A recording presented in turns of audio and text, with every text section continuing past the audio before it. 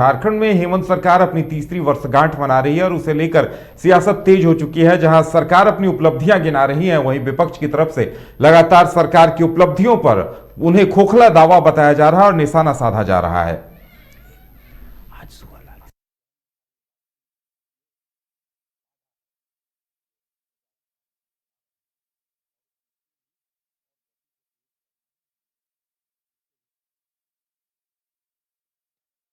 इस वक्त हमारे साथ हमारे संवाददाता मदन जुड़े हुए हैं, सीधे चलेंगे उनके पास। मदन, एक तरफ सरकार अपनी उपलब्धियां गिना रही है, वहीं विपक्ष हमला बोल रहा है। सुदेश महतो ने लगातार कई मुद्दों को लेकर निशाना साधा है सरकार की उपलब्धियों पर, क्या कुछ कहा है उन्होंने? बिल्कुल, देखिए राज्य सरकार के 3 वर्ष पूरे होने पर आजसू सुप्रीमो सुदेश महतो ने प्रेस वार्ता कर कहा कि हम सरकार को प्रत्येक वर्ष जैसे ही उनके वर्ष एक पूरे होते हैं हम आईना दिखाने का काम करते हैं और जो जेएमएम, कांग्रेस और आरजेडी की गठबंधन वाली सरकार है, उन तीनों पार्टियों के चुनावी जो एजेंडे थे, चुनाव में जो वादा लोगों से किया था, उनका मैनिफेस्टो हमारे पास मौजूद है और हम सरकार को सिर्फ इतना बताते हैं कि आपने क्या काम किया और क्या वादा किया वो आप देख लीजिए। सबसे पहले सुदेश महतो ने युवाओं के नौकरी के मौके पर लेकर के जो सरकार को घेरने का कोशिश किया और कहा कि सरकार अब तक जो है लगभग 550 नौकरी दी है और वादे करते हैं, दावे करती है कि वो 30,000 से अधिक नौकरियां जो है वो लोगों को दे चुके हैं। तो ऐसे में सरकार को जब एक बड़े कार्यक्रम का आयोजन करके सरकार को अपने उपलब्धियों को गिनाना चाहिए और लिस्ट जारी करना चाहिए कि किस विभाग में उन्होंने किसको कितनी नौकरियां दी है। वहीं जो मैनिफेस्टो हैं यानी कि चुनावी वादे हैं, उसके जो 60% आंकड़े को पूरे करने के दावे किए जा रहे हैं, उस पर भी उन्होंने तंज कसते हुए कहा कि बस वो अपना मैनिफेस्टो और जो काम है वो दोनों जनता के बीच सार्वजनिक कर दे तो फिर कुछ बचता नहीं है। लेकिन जो 5 लाख रोजगार और बेरोजगारी भत्ता और तमाम वो चीज़ जो दावे किए गए थे सरकार के द्वारा, वो अब तक नहीं मिला है। इससे युवा काफ़ी आक्रोशित हैं। साथ ही उन्होंने ये भी कहा कि जिस तरह की गलत नीतियां बना रहे हैं और जो कोर्ट में जाकर के रद्द हो जाती है, इसको लेकर के सरकार को गंभीर होने की ज़रूरत है। क्योंकि अगर स्थानीय नीति और नियोजन नीति की बात हो तो वो या ओबीसी को 27% आरक्षण की बात हो तो इस विषय पर सदन में चर्चा होनी चाहिए। और बिना चर्चा के अगर सरकार बैकडोर से या फिर एक तरह से औपचारिकता को सिर्फ पूरा करके इस कानून को लाती है या विधेयक को लाती है तो इसका हश्र यही होगा।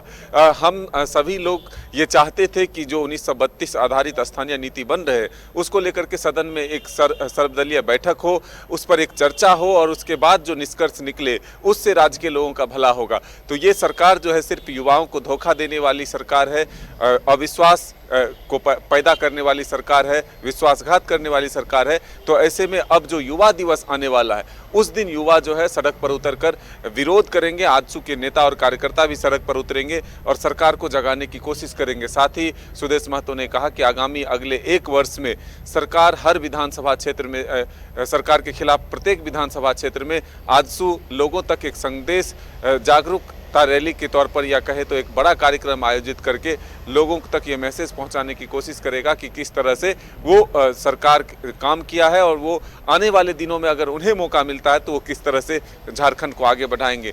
साथ ही आज सुदेश महतो ने यह भी कहा कि रामगढ़ में जो उपचुनाव होने वाले हैं उसमें अगर रामगढ़ की जनता उन्हें मौका देती है तो फिर से वो एक बेहतर काम करके वहां दिखाएंगे और उन्हें विश्वास है कि इस बार फिर से रामगढ़ की जनता जो उनको अपना आशीर्वाद देंगे।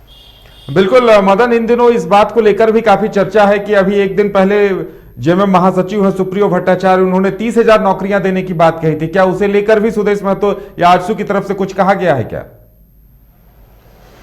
बिल्कुल, देखिए सुप्रियो भट्टाचार्य के तमाम जो कल दावे थे उस पर जवाब देते हुए सुदेश महतो ने कहा कि वो जो सरकार के कामकाज की तारीफ कर रहे हैं, जो झूठ का पुलिंदा वो बता रहे हैं, वो कहीं से जायज़ नहीं है। हकीकत ये है कि सरकार अब तक कुछ काम नहीं कर पाई है, सिर्फ वादे और दावे ये करने वाली सरकार है।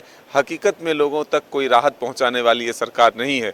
जिस झारखंड के हितों की बात सरकार करती है वहीं झारखंड के खनिज संपदाओं की लूट करने के आरोप भी उन पर लगते हैं। हालांकि ये मामला अभी जांच का है और जांच चल रहा है। ऐसे में जो गंभीर आरोप है ये किसी से छुपा हुआ नहीं है।